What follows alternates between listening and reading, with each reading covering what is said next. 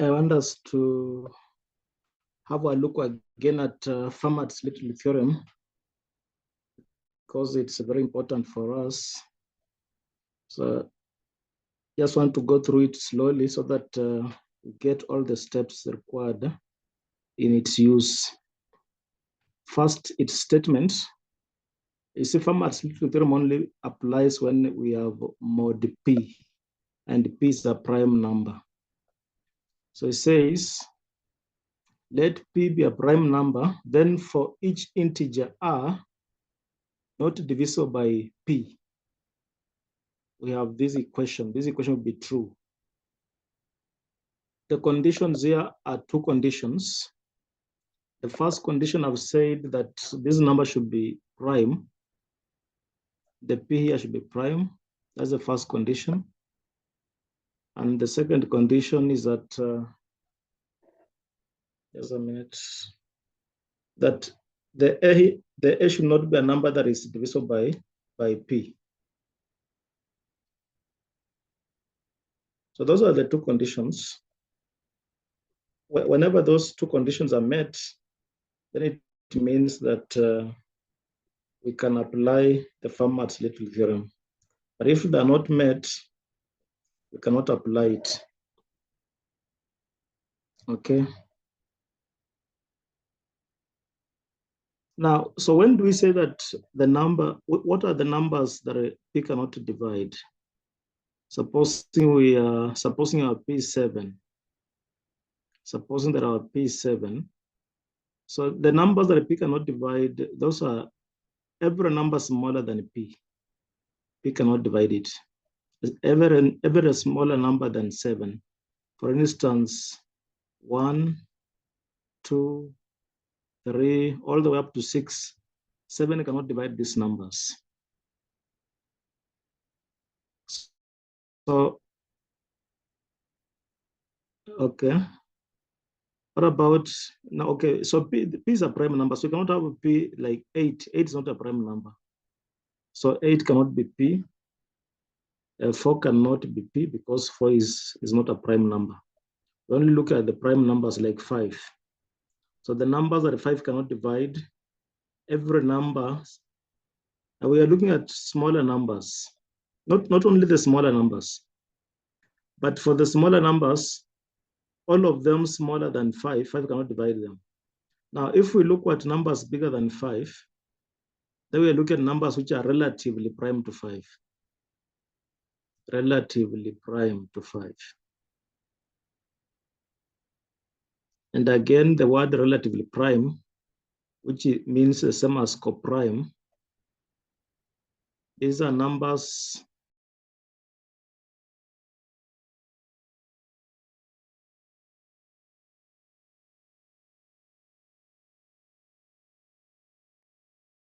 Let's give Mwalimu a minute.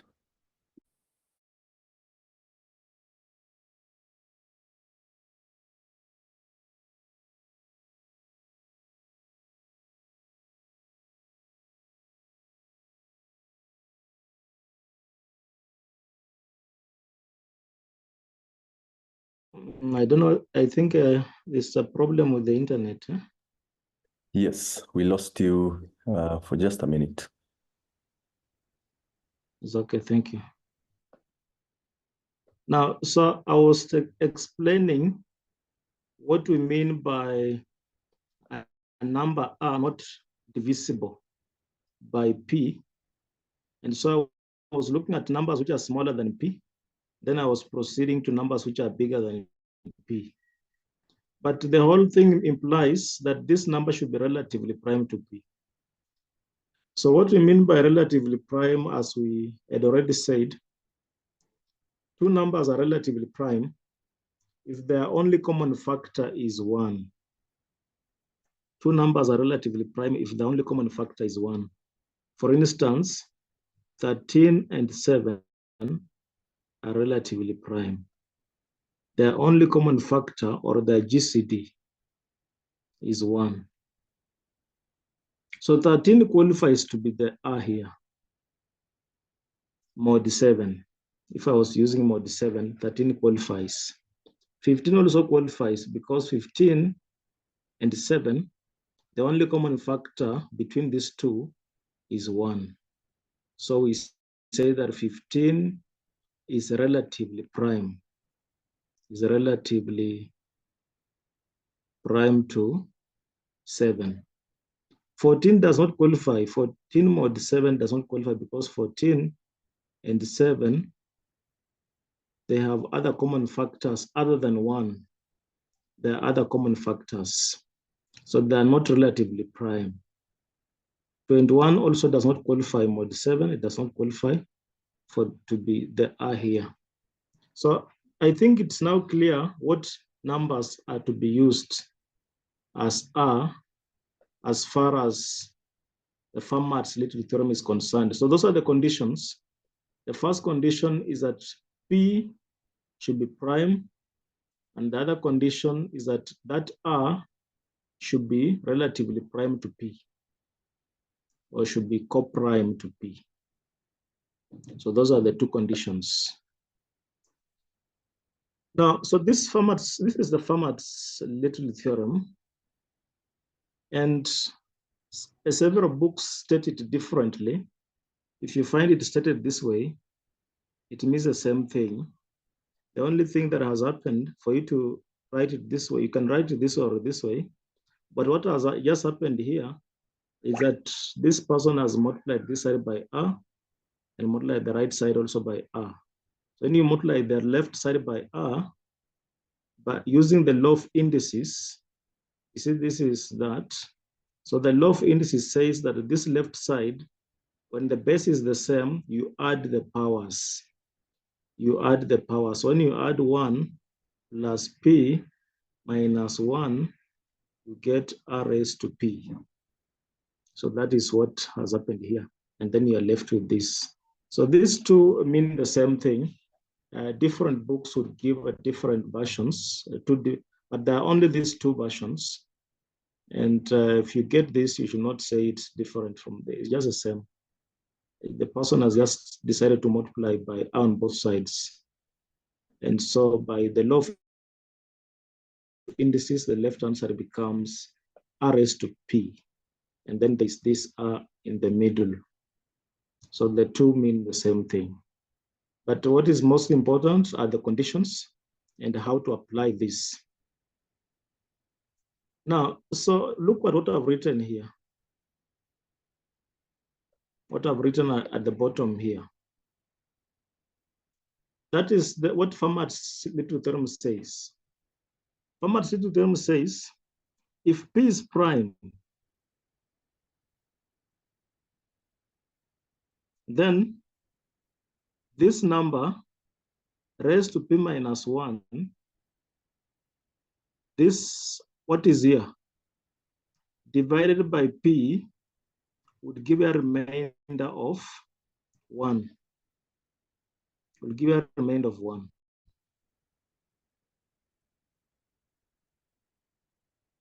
If this A is not divisible by P, if this A is not divisible by P. Now what happens if A is divisible by P? That is what I've written here. If A is divisible by P, then the remainder will be 0. Just like, for instance, if I have 15 mod 5, 15 is divisible by 5. So the remainder is 0. The remainder is 0. That's what is here. So if this number R is divisible by P, the remainder will be 0.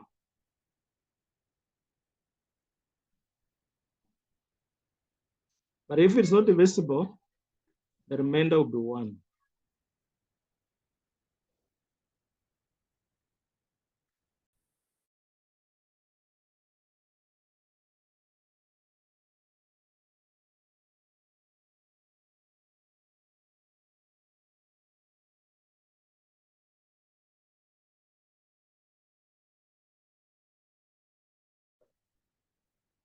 Okay. Now let's go to examples now.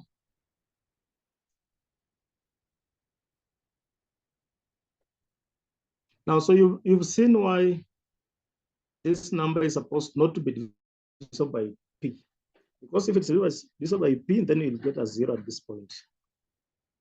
Because that 0 will be the remainder. That will be the remainder. Now, let's look at this example. So, first of all, we find out whether Fermat's theorem can be used before we begin using it. The first condition, this number must be prime, and this number should not be divisible by 19. If this number 2 is not divisible by 19, and if 19 is prime, then we can employ Fermat's theorem to do this question. Remember this type of question, we've done it before using other methods like the successive squaring method. We've done it before, but now we say that that method of successive squaring, which we also call the first squaring algorithm, works very well when combined with other methods like the Fermat's theorem and other methods. If you combine these methods, it makes your work easier. Your work becomes easier if you combine them. Now, so we've seen that Fermat's theorem can be used here. So if it can be used, what does it say? What it says is that if P is prime, then what we have is, let me write it here, 2 raised to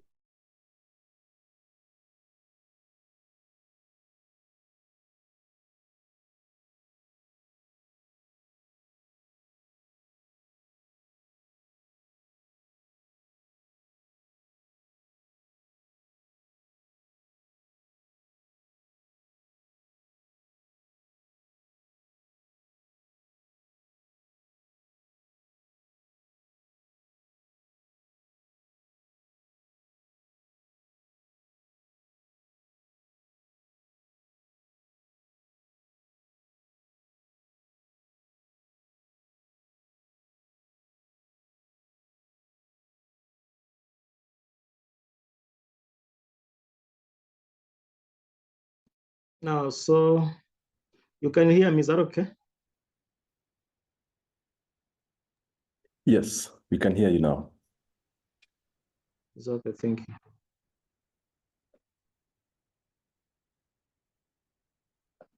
Now, so I was saying that why we learn this Fermat's theorem is that we can combine it with other methods to make our work easier, especially if we are given very large powers like this.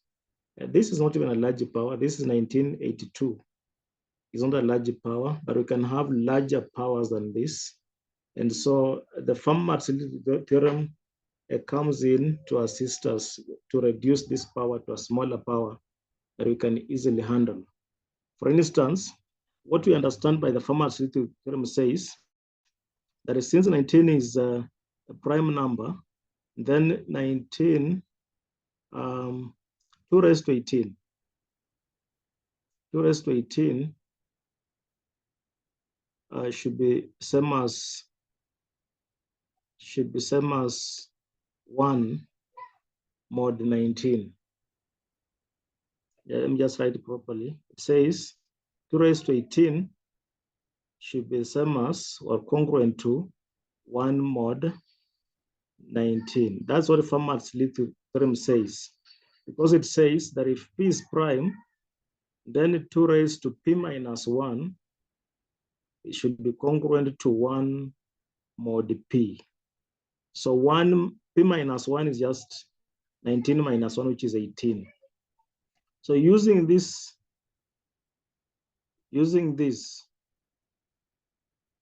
and then looking at the power that we are given, we can try to relate this 18 and this power and reduce that power. So how do we do that? We use a division algorithm. We ask ourselves, what is the relationship between this 1982 and the 18? What is the relationship? In other words, how many times does 18 go into 1982? And you find that 18 goes there 110 times. Just write properly here. So we're just asking ourselves, what is it? How many times does 18 go? So we want to reduce this power to a smaller power that we can handle easily, because it's a very big power that we have here. And they can even be bigger. The power can be bigger than what we have here. So you reduce it to what you can manage. So you're saying, what is the relationship between 1982? How many times does 18 go there? 18 goes there 110 times. What is the remainder? The remainder is 2. Once you find the remainder is 2, this 2 is what is important now. Forget about the rest. This 2 is what is important. So what that means is that the 2 raised to 1982 is just in fact the same as 2 raised to 2. 2 raised to 1982 is just the same as 2 raised to 2.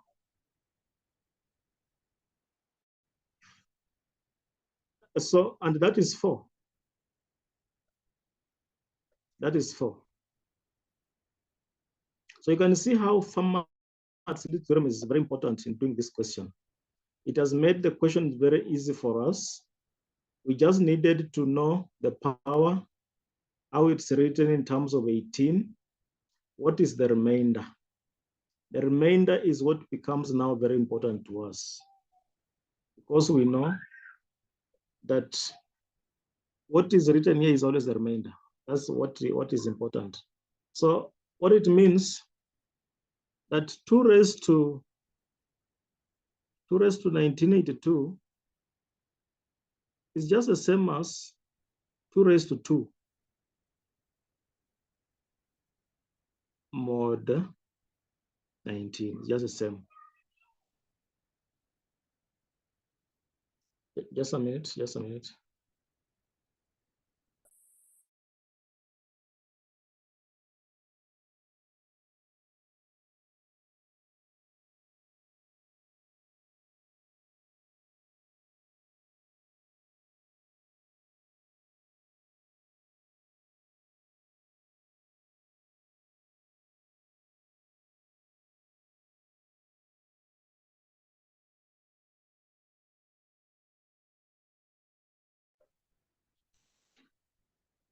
Okay. I hope that explanation makes it easier. Why Fermat's theorem is very important in this type of calculations. Now, I just want to show you why we said that 2 was very important, the remainder was very important, and the other one was not. That's the part I want to show you. But the remainder, if you forget everything, just remember the remainder is what we want. Now, so when we wrote 1982 in terms of 18, we discovered it was the same as 18 multiplied by 110, and the remainder was 2. So what happens when you proceed is that 2 raised to 1982 is the same as 2 raised to this. So 1982 is the same as this. So that's what I've written here. 18 times 110 plus 2. Now, using the law of indices, this part is the same as 2 raised to 18 times 110, then times 2 raised to 2, using the law of indices. You remember what we did in high school. The indices, the law of indices said that whenever you had a raised to m times n, this will be the same as a raised to m times a raised to n. This is what the law of indices says. And that's what I've just applied here. Because 18 times 110, that is the same thing. That's one number. That's one number. 18 times, that's one number. And then there's these 2. Oh, just a minute. Just a minute. This is okay, but what I wanted to write is not what I've written here.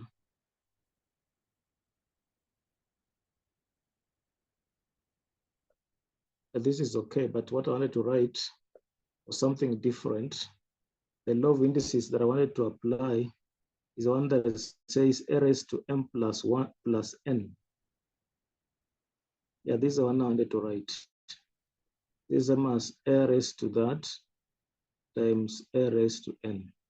And you also remember there was one that a raised to m minus 1, no, minus n, the same as a raised to m divided by a raised to n. So that means whenever there was multiplication, we added the powers. And whenever there was division, we subtracted the powers. And the base, if the base was the same, and there was multiplication, we added the powers. If the bases were the same and there was division, we subtracted the powers. That's what we're doing here. So the base is this, but now we have this. We have this power. So what we then get is 2 raised to 18 times 110 times 2 raised to 2. But this, we can also write it because we know what 2 raised to 18 is. We know what 2 raised to 18 using this equation. Since this is a prime number and it cannot divide it 2, we know that 2 raised to 18 by Fermat's theorem is 1. We know it's 1. So that is why I've given 18 priority here. This is 2 raised to 18, which I know will give me 1. Then I'm raising it to 110. So the same as 1 raised to 110, which will be 1. This one will be 1. That's why I said the remainder now becomes very important, because you can see the remainder is still there. But the whole thing here gave me 1. So the remainder here is very important, this remainder. So that is then what you raise to 2. Because the rest has given me 1. So you have 1 times 2 raised to 2, which is 4. Let me take another example so that we can make it easier. We can understand it better. Let's take other examples. Now, again, I want to do this using Fermat's little theorem. I know what it states. It says that if this number is prime, and if it cannot divide 8, then 8 raised to 16 would be congruent to 1 mod 17. And you know what 16, where 16 has come from? 16 is just p minus 1. P minus 1 from the statement of the Fermat's little theorem. So 17 minus 1. Now, so after that, we need to know the relationship between 16 and 1000. So what is 16 in terms of 1? What is 1000 in terms of 16? 16 goes into 1000 62 times. The remainder is 8. This remainder is what I said is very important. Once you note this remainder, then you just write your answer. Your answer is now 8 raised to the remainder mod 17. That's what the answer you want. So you just need to simplify this. Now, when you reach here, is when you can use the successive squaring method. The successive squaring method. So what is 8 raised to 1? What is 8 raised to 2? And we are doing this mod 17. That would be 64. So we need our calculator now. Let's just do it. Our calculator, 8 raised to 2.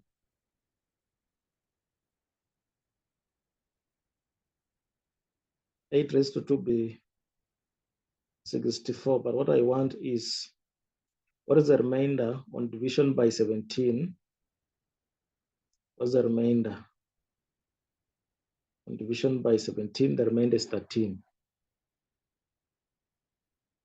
64 on division by 17, the remainder is 13. Now I want 8 raised to 8. So let's have 8 raised to 4, which will be 13 square. Should be 13 square, because 8 raised to 4 is just 8 raised to 2, or which is equal to 13 raised to 2. That is 13 times 13, 169. On division by 17, what's the remainder? The remainder is 16.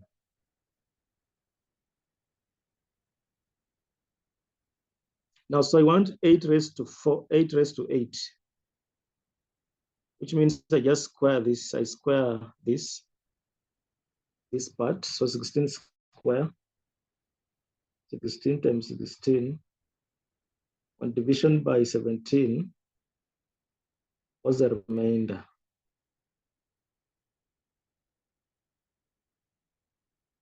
The remainder is 1. I'm getting the remainder as 1.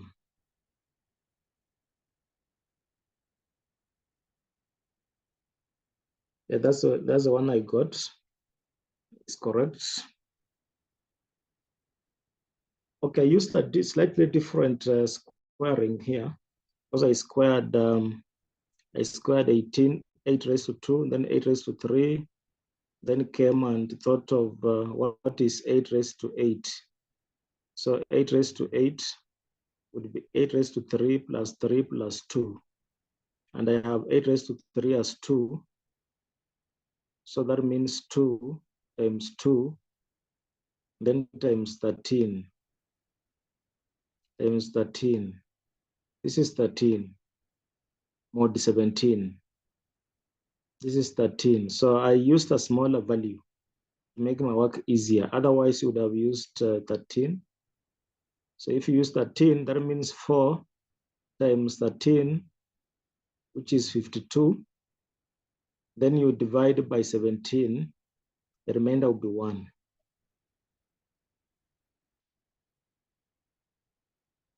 The remainder will be 1. Any question there? Any question? Anybody who is not following or is following but requires some clarification?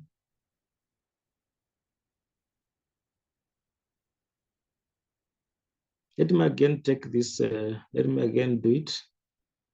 The same question. Let me again do the same question. Or somebody maybe wants to know why the 14, why the -4 here, why I got the -4. This is -4. Let me just explain it first before I proceed. The -4, I said this was 13. Because we are doing mod 17. You see, this was 13, 8 raised to 2. Because we are doing 8 raised to 3 times 8 raised to 3 times 8 raised to 2. But 8 raised to 3 is 2. That 2. Then 8 raised to 3 again is another 2. Then 8 raised to 2 is 13. But what is 13 mod 17? I noticed it was a very big a bigger number. So I wanted to work with the smaller numbers. So subtracting 17 from here, the remainder is -4. I get -4. So that is how I get this -4. Just subtracting 17 from 13. Now I said I want to do the same question again. I just want, what I want to emphasize is the advantage of how the remainder makes our work easier. How the remainder makes our work easier. And I think even that can, if you know how to write a program now with that remainder, becomes very easy. Because what you're doing is this. What you're doing is, once you discover that this question, you can apply the Fermat's little theorem, and you know what it says. You've been given 17 and you've been given 8. And 17 cannot divide 8. So once you discover that, you then know that you use Fermat's little theorem. So it means that 8 raised to 17 minus 1 will be congruent to 1 mod 17. It will be congruent to 1 mod 17. So this is just 8 raised to 16 is the same as 1 mod 17. So you are almost done. What you only require now is to know the relationship between this 1,000 and this 16. So we ask ourselves, how many times does 16 go into 1,000? And 16 goes there 62 times. And what is the remainder? The remainder is 8. So yeah, you're just using a calculator. The remainder is 8. So once you know this remainder, then it means the question you've been given as 8 raised to 1,000 is just the same question as 8 raised to this remainder. Just the same question. It means you just find the remainder, of course. So the remainder here on division by 17 will be the same remainder here on division by 17. So you can see now at this point, and that's why I said the Fermat's theorem will work hand in hand with the other methods. And of course, we know the successive squaring method, which now comes in. We ask ourselves, what is 18 raised to 1? No, 8 raised to 1. What is 8 raised to 2? And we're getting 13. That is mod 17. Then 8 raised to 4. 8 raised to 4, we got 16, I think. It was 13 times 13. Then divided by 17, the remainder was 16. Let me just do it again. So it was, this is 16 times 16, which is 256. Then divide on division by 17, the remainder is 1.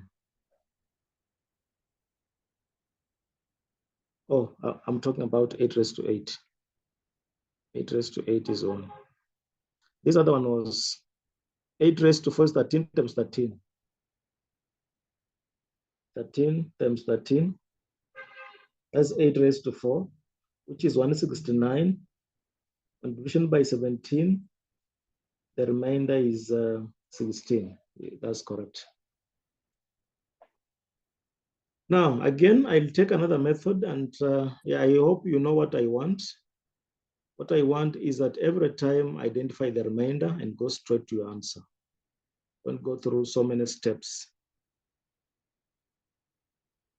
Don't go through so many steps. Just once you find the remainder, go straight to writing your answer. Again, let's do this. We've now been given us a bigger number than 23, but we find out whether it's relatively prime, first of all. Whether it's relatively prime. So that it means you find whether the GCD of 23 and this 524 is 1.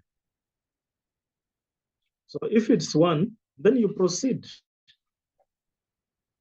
You proceed and do it, and that's what we want to do. I already noted that that GCD will be 1.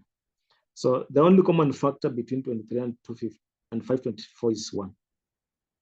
So the first thing I do, I reduce this number because it's huge. Reduce it mod 23. So just divide that number by 23. 524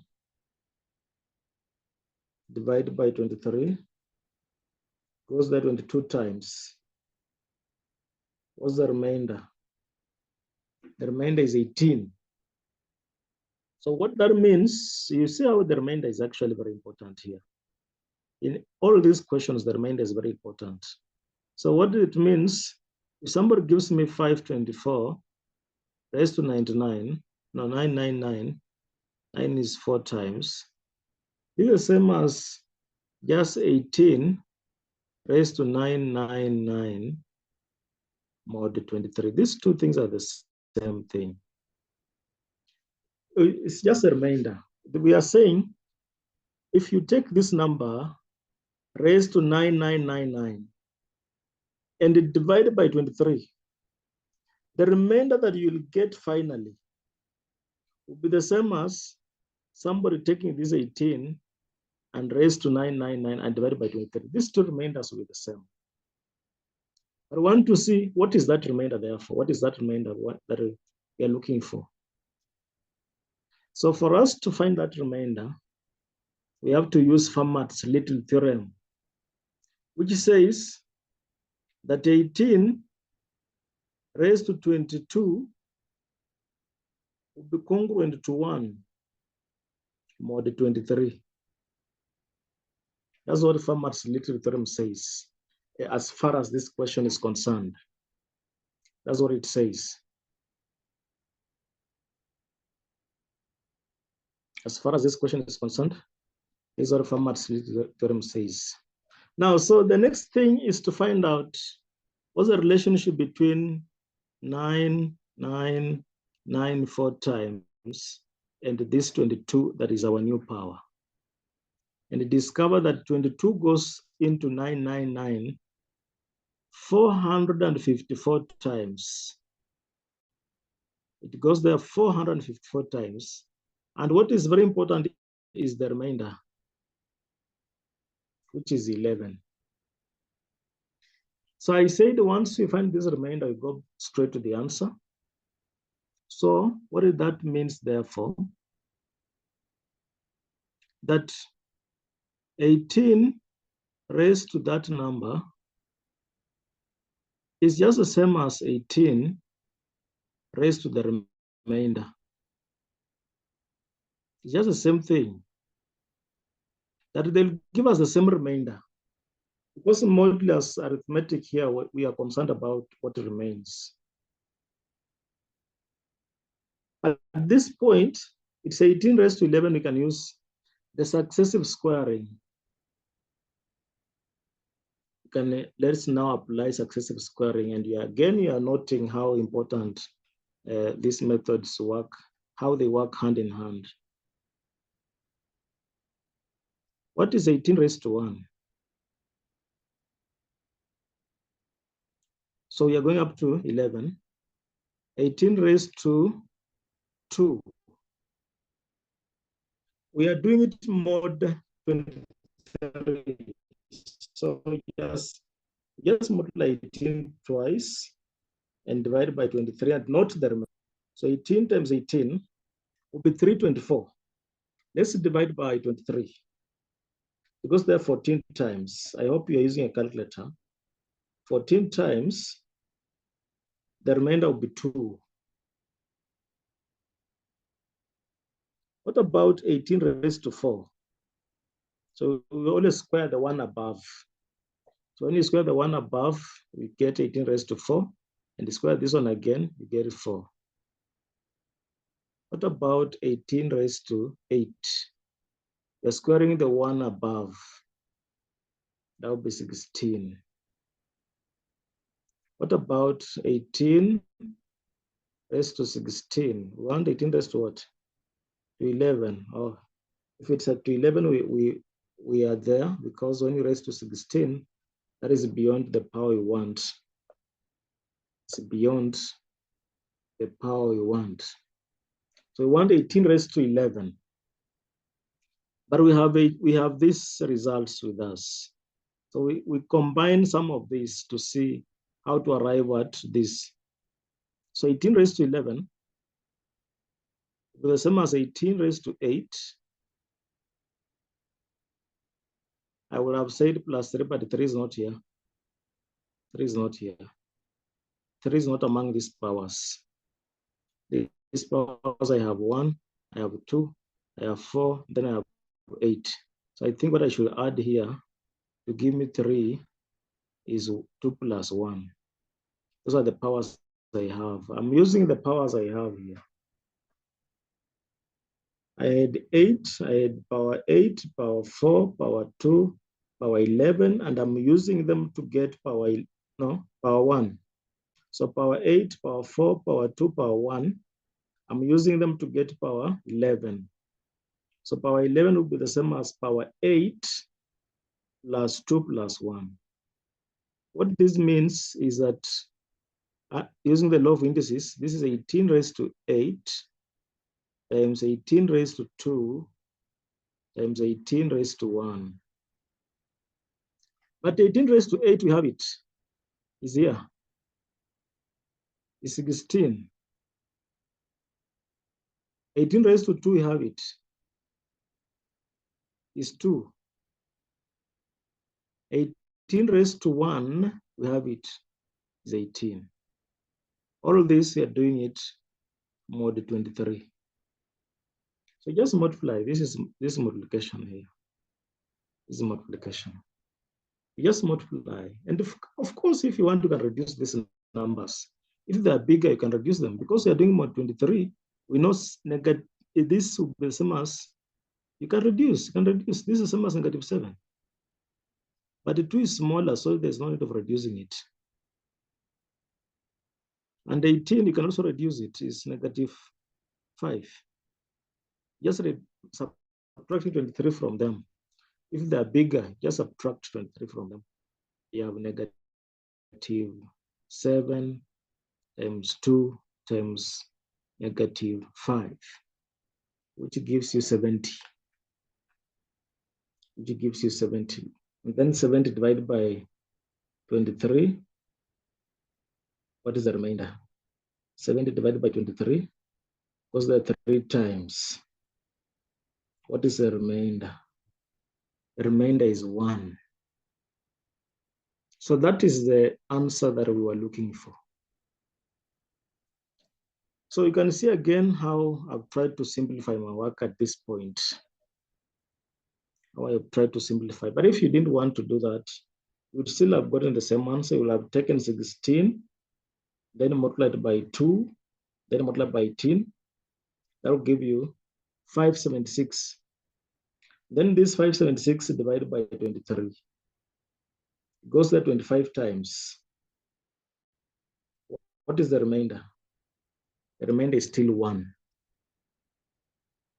The remainder is still 1. What we are interested in is the remainder. So whatever you're doing on your digits, reducing it, the final thing is, what is the remainder? And that's what we've gotten. Now, so I'll go to the next question. So this time I'm trying and really simple insist that once you've written your question in terms of the Fermat's little theorem, relate the powers. After relating the powers, note the remainder. After you note the remainder, go straight to the answer, write the answer straight away using the remainder. Avoid other steps.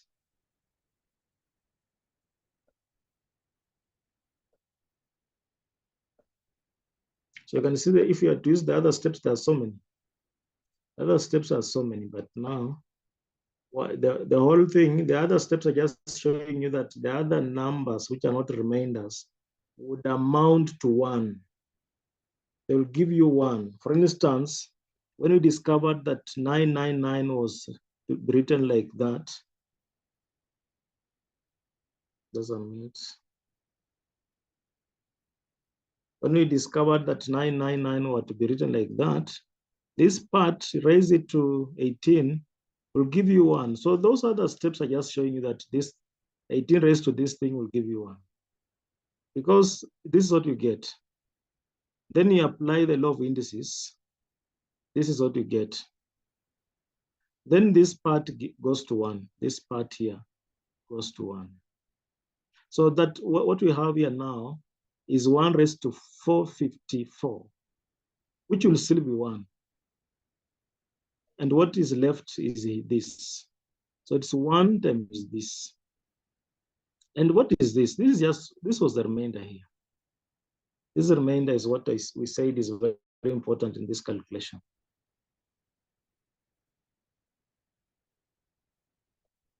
Okay, let me take another example here. Now we can combine even several. Can combine.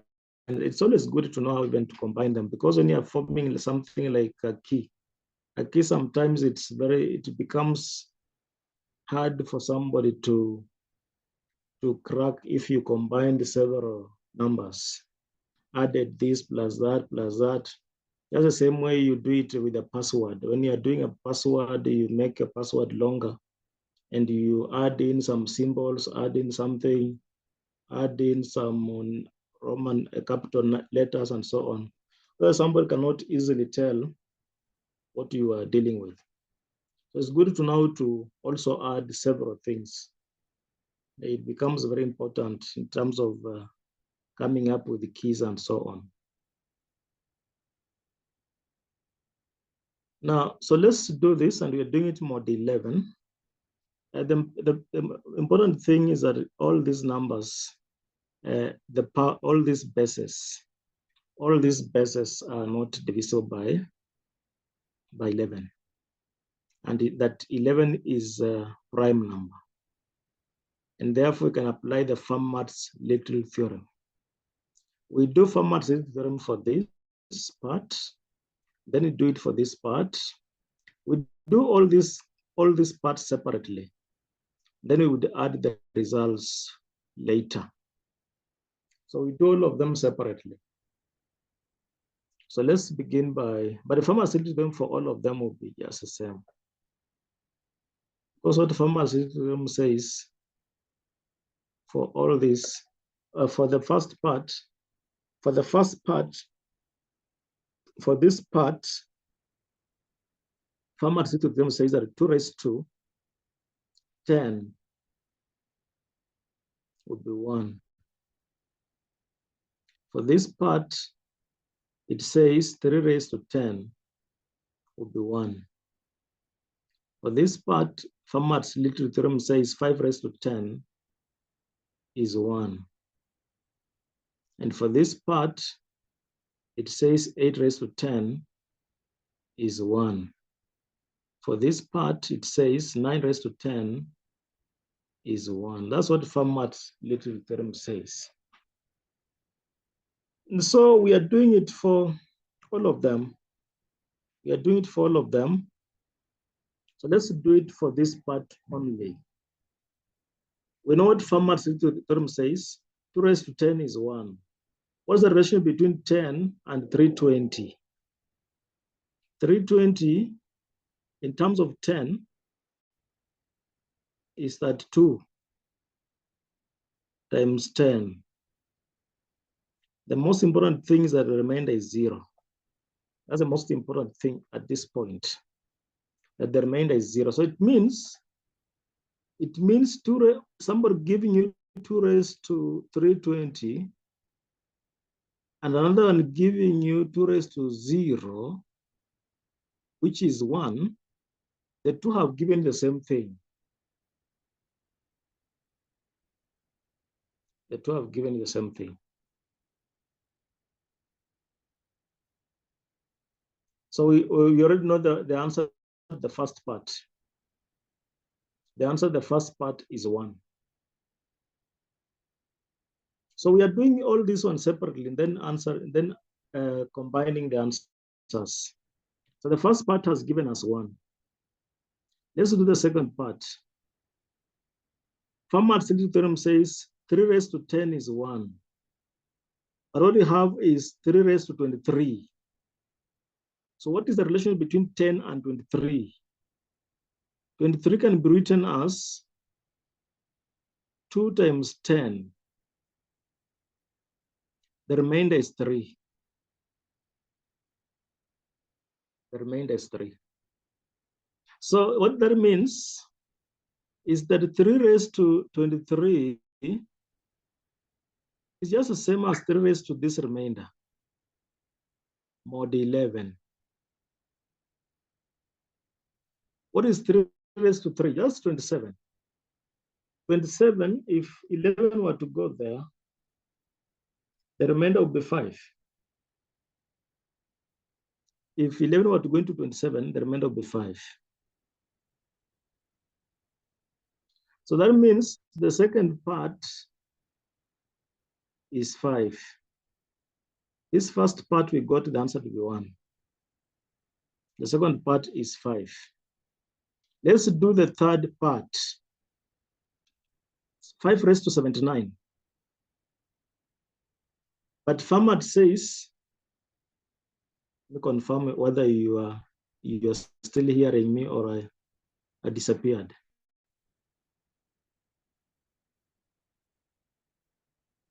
You can still hear me?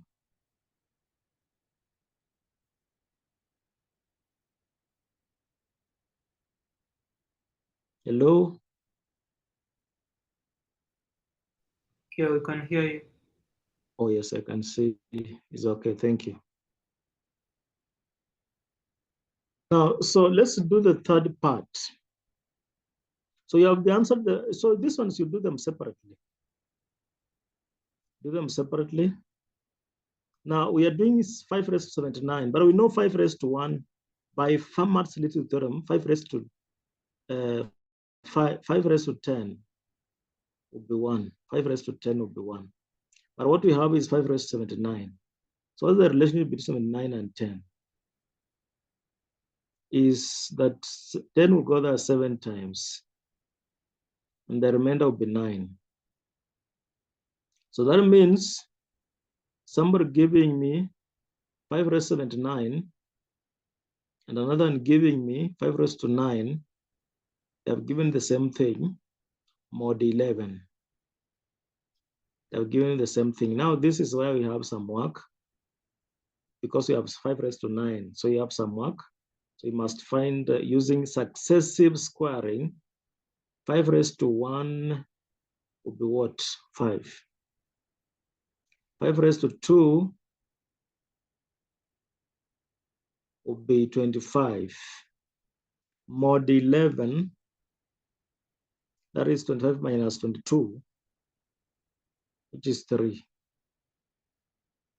Then 5 raised to 4 will be 3 square, mod 11. Then 5 raised to 8 will be 9 square, mod 11. 9 square is 81. Divided by 11, go there 7 times. So you just need to know what the remainder is, and the remainder is 4. Now, if we square this, we'll be going to 5 raised to 18, which is beyond what we want. What we want is 5 raised to 9. That means 5 raised to 9 is just the same as 5 raised to 8 plus 1. 1 is in the power, which is the same as 5 raised to 8 times 5 raised to 1. But 5 raised to 8, we know what it is 4. 5 raised to 1, we also know what it is 5. The product of these two is 20. Mod 11, that gives us 9. Mod 11, that gives us 9. So the result for this one is 9. So let me tick. We got 1, we got 5, we got a 9. Now let's now do 8 raised to 1982. Create some space here.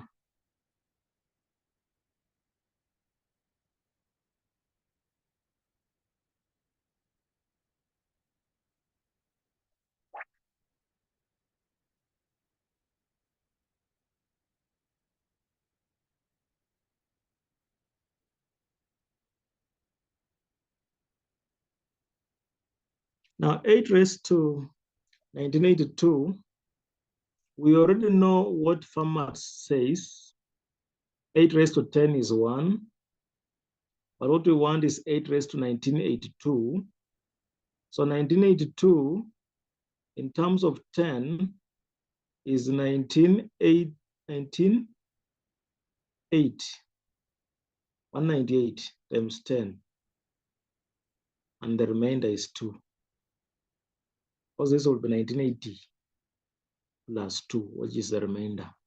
So it means 8 raised to 1982 is just the same as 8 raised to this remainder, which is 64 mod 11. 64 mod 11 is 9. That's the remainder if 11 were to go into 64. If 11 were to go into 64, because 8 raised to 2 is 64. 8 raised to 2 is 64. So if 11 were to go into 64, the remainder would be 9. So we've gotten that 9. Now let's do now 9 raised to 2020. We know what 9 raised to 10 is 1. So what is 2020 in terms of 10? Is 202 times 10, and the remainder will be 0. Because 10 will go there 202 times. The remainder is 0. So it means 9 raised to 2020 is the same as 9 raised to 0. And anything raised to 0, the answer is 1. So we have this one. Now add the results. Because of the result for the first part, the result for the second part, the result for the third part, for the fourth part, and then for the fifth part, add all of them and do it mod 11. This is 6. 6 plus 9. 6 plus 9 is what? 15. Eh? Mod 11, this is 4. 4 plus 9, 4 plus 9 is 13, which is 2. 2 plus 1 is 3. You can add them successively. The way I've done that as you reduce. The importance of adding as you reduce and proceed, there is some cases you'll be given very huge numbers that your calculator cannot accommodate. So you tackle 2 at a time, because you might find that adding all of them at once, maybe your calculator cannot accommodate. And so it's easier to do bit by bit. But for this one your calculator can accommodate. So you just have said, this is 6 plus that is 15. 15 plus that is 24. 24 plus that is 25. 25 mod 11. What is the remainder? If 11 were to go here, and the remainder will be 3. So you'll still have done that. But I like reducing as I proceed, because it makes working easier. You don't require a calculator all through. I now want to do, if we have such equations. And the importance of doing these equations is that when we begin something like elliptic curves and we are doing, see, those are equations. So it becomes easier to learn how to get x. Learning how to get this x is what is very important when it comes to things like a discrete log and so on. How do you get that x? It's a very important concept. And this is what makes things like a discrete log to be very difficult problems. Now let's see how to find this x. I've used a small moduli, and you remember that if you are doing in security of your security, in terms of security, we said that P must be a very huge number. So you can see that for me to find this x, when P is a smaller number than this, I'll just use trial. There's no known method. There's no method that is known that you can use straightforward to give you the value of x. For this type of question, you have to use trial. And you're trying numbers from 0, 0, 1, all the way up to 10, because we are doing it mod 11. So we are doing it mod 11. So we are trying all the values from 0 to 10. That is why we say that your P, if your P in terms of security, if your P is a huge number, if it's a very huge number, you can see the kind of problem you have given the attacker. Anybody who wants to attack your communication, this person is forced to try so many numbers until he gives up. And in fact, if he's using a computer, use a bigger number so that the computer will take ages to finish all the trials. Because even the program, anybody who will have formed this program will have asked the computer to try all those numbers, just trying all the numbers. And if it's a very big number, let the computer take ages. So that by the time it completes, we are all of us not on the universe, and your communication is still secure.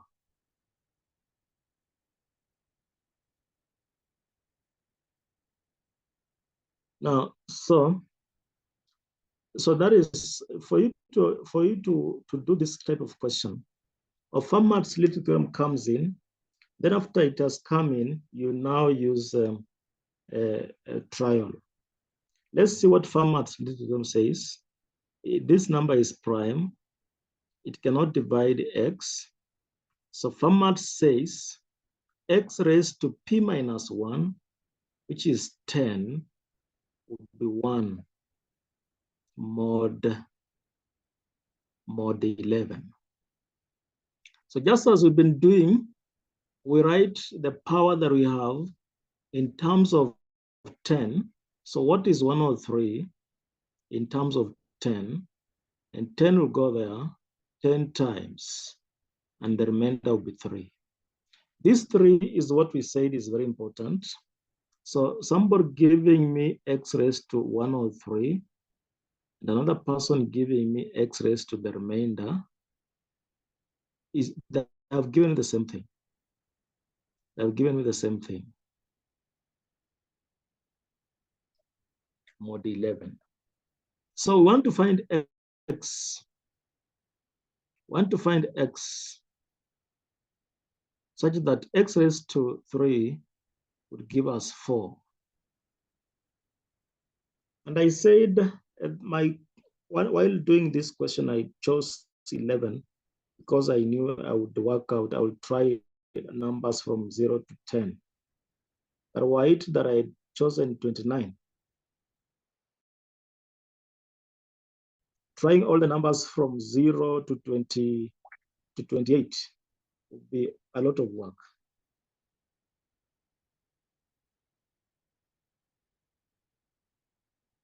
So let's now try all the numbers from 0 to 10 and see which number, when raised to 3, would give us 4. That's what we want. Want to see which numbers, when raised to 3, would give us 4. So we try 0. Raise it to 3. It does not give me 4, it gives me 0. Let me try 1. Raise to 3. This is 1. It's not 4. Let me try 2. Raise to 3. This is 8. This is 8 and not 4. We are doing it mod 11. Let's try 3. Raise it to 3. This will give us 27. 27 on division by 11, what do we get? 27 on division by 11. In fact, it goes there 2 times. It goes there 2 times. So what is the remainder? The remainder is 5. is not 4. You can see if your prime number was too huge, you can see how the attacker has a lot of work to do. Because you have to try. There's no known method for doing it, this kind of question directly. You're using trial. You want to try for this time. And you are raising it to 3. So 4 raised to 3. 4 raised to 3 is 64. Divide this by 11. Goes there 5 times. What is the remainder? The remainder is 9. Hey, this is not 4. This is not 4. Let's try 5 raised to 3. 5 raised to 3 is 125. Divide by 11, goes there 11 times. What's the remainder? The remainder is 4. So you can see, if you're using a smaller prime number, using the brute force method, we said that the attacker tries all options available. So if your attacker knows that you are doing mod 11, your attacker begins to do all options mod 11. So at some point, the attacker stumbles on the correct plain text. If you're using a smaller, so that is why it's not important it's not good to use a smaller number. It should be a smaller p. It should be a huge p. Let this guy do a lot of work. Now we found that 5 raised to 3 is 4, and that's all. So that means that x therefore is 5. X therefore is 5. Because 5 raised to 3 is 4.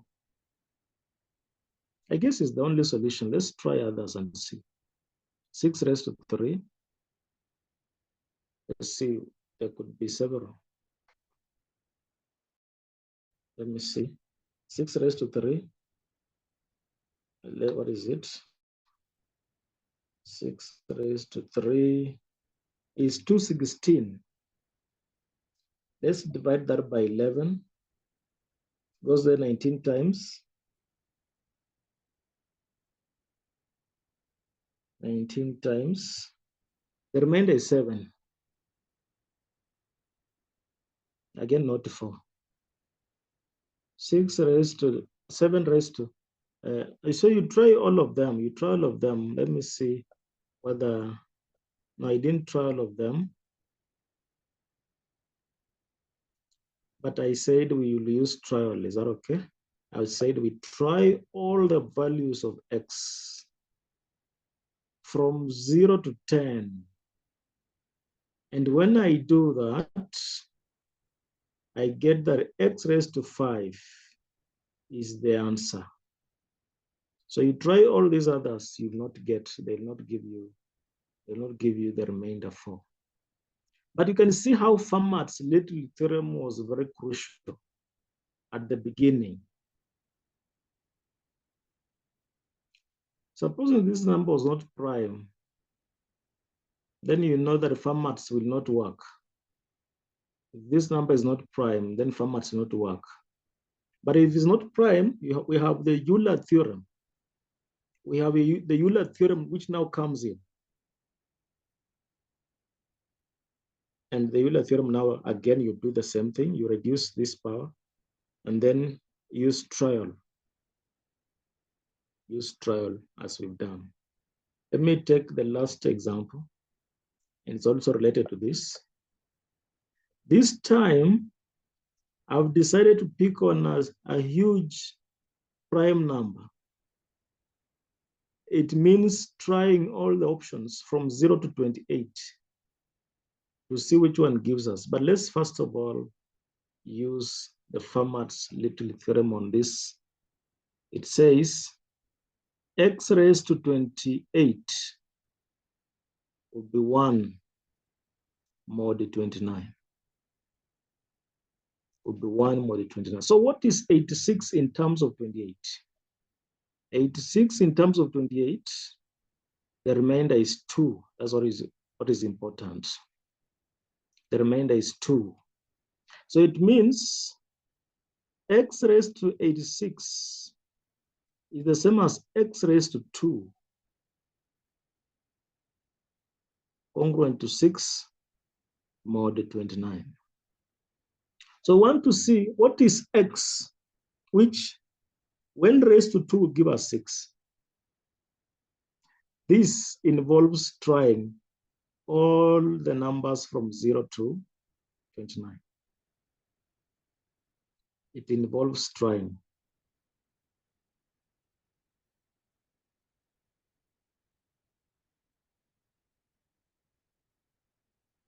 Although since it's a square,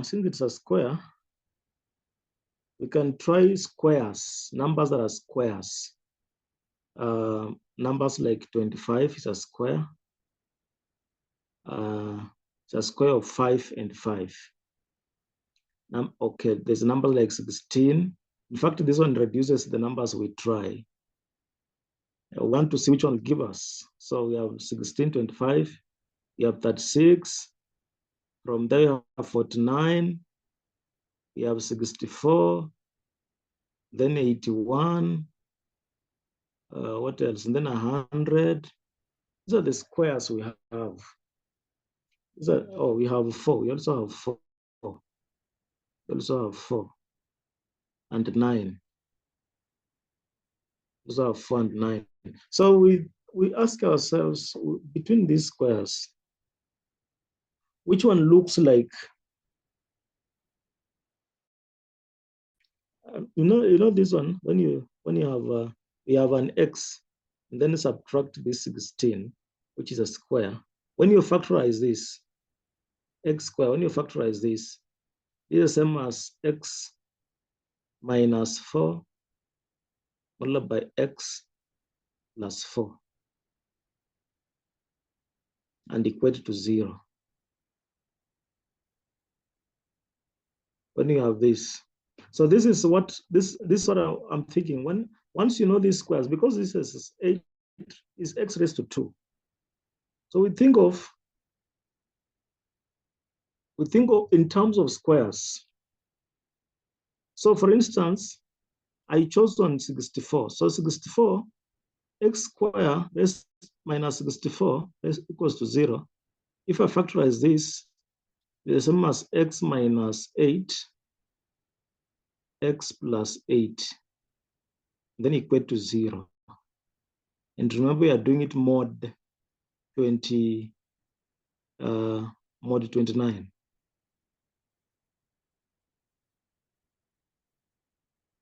So this will give me 8 or negative 8. But 8 we can remain, but this negative 8 we can change it to mod 20 what? 29. This is the same as 21. So what I'm then saying is that 8 raised to 2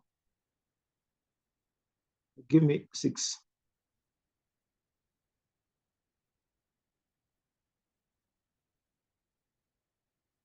Mod 29. Let's see what that is.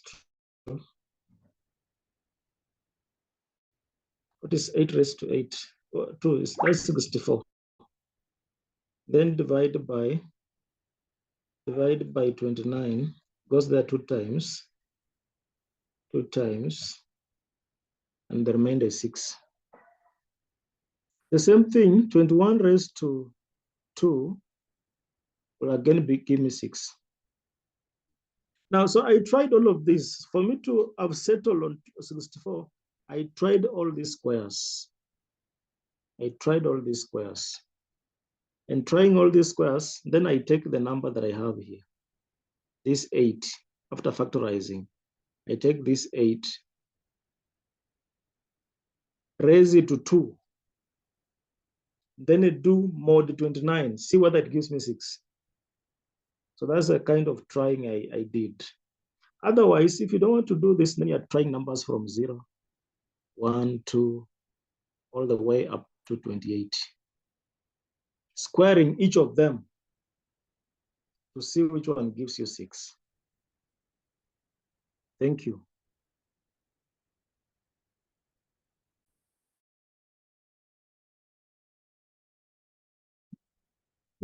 Thank you, Malim. I think speak for all when we say we'll need more practice. So I think let's meet tomorrow, same time.